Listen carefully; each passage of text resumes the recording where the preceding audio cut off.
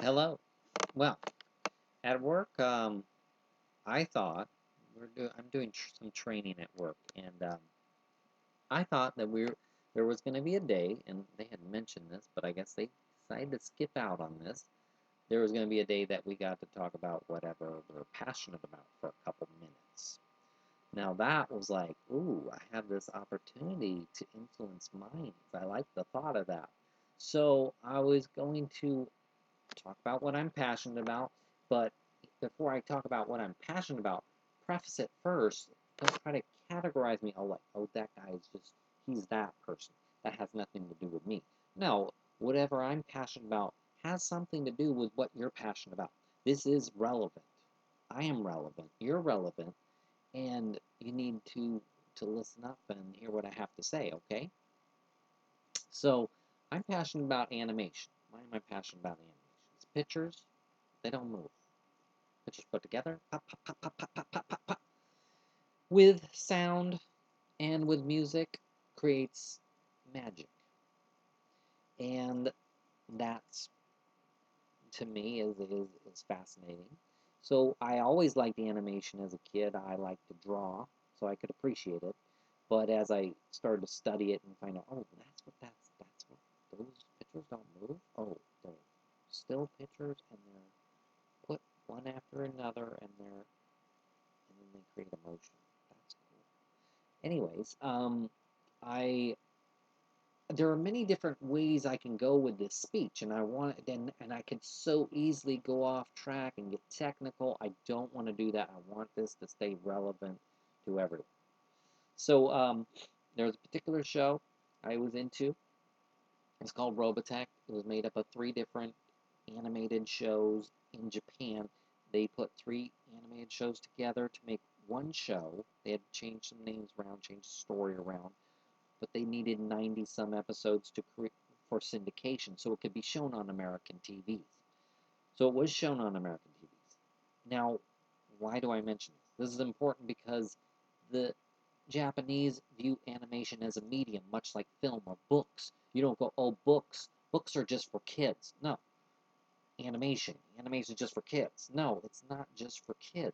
It's just a medium in which to tell stories. Now, why am I so passionate about stories and animation and comic books and stuff like that? Because it's modern mythology. And why is mythology important?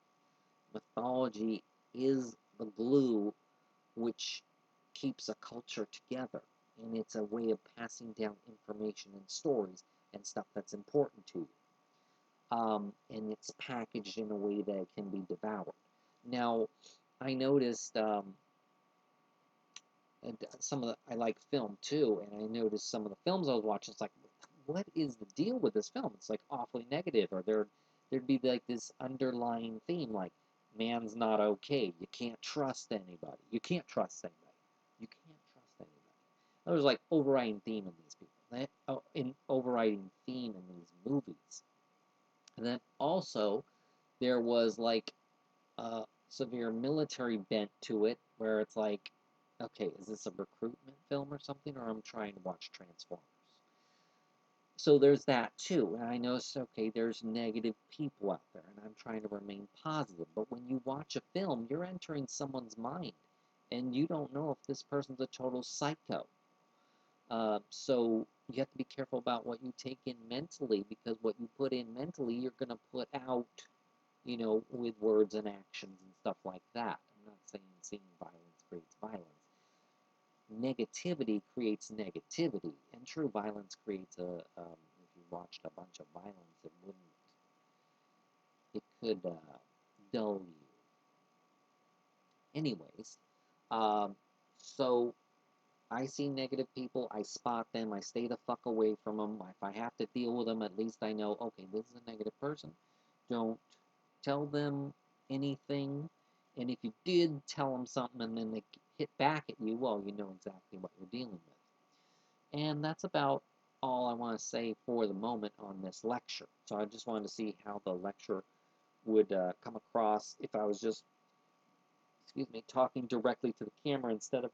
I noticed like sometimes on first take, second takes, well, actually first takes, when it just comes out way better because it's not planned. I don't like anything that's sort of planned, especially with speeches. You want to be as in the moment as possible. You want to be in the moment as possible, and you never know what's going to happen. That's why it's kind of fun. Okay, hope you're doing well out there, and I will talk to you later. Maybe this might become a regular thing.